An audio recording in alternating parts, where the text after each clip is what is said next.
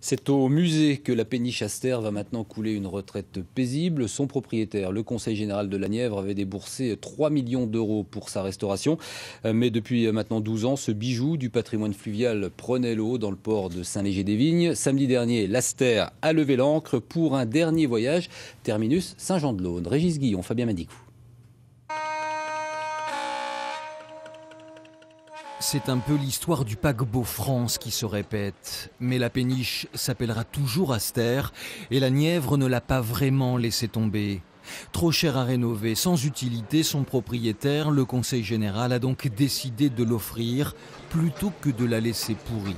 Et le bon sens a fait que le département a trouvé ce musée de la batellerie à Saint-Jean-de-Laune en Bourgogne et on les sent motivés pour la restaurer et l'inscrire dans l'histoire de l'époque de cette péniche. Vieille de 64 ans, tout en bois, la péniche Astère est unique en France. Véritable cathédrale flottante destinée à l'origine au transport du charbon, le bateau a ensuite été transformé pour promener les écoliers sur le canal du Nivernais.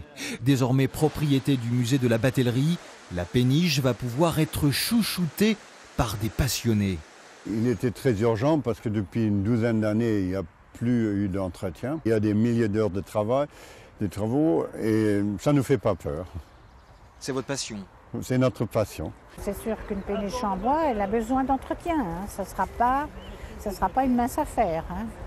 On va commencer une longue galère, comme je vous ai dit tout à l'heure.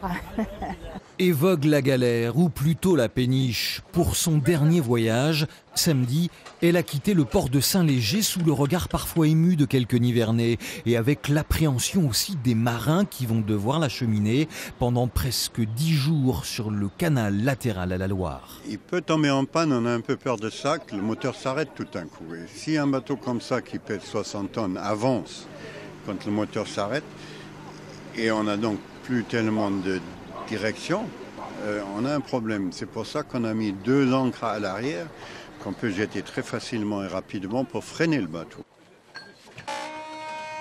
En Côte d'Or, la péniche servira d'ambassadrice du tourisme fluvial nivernais.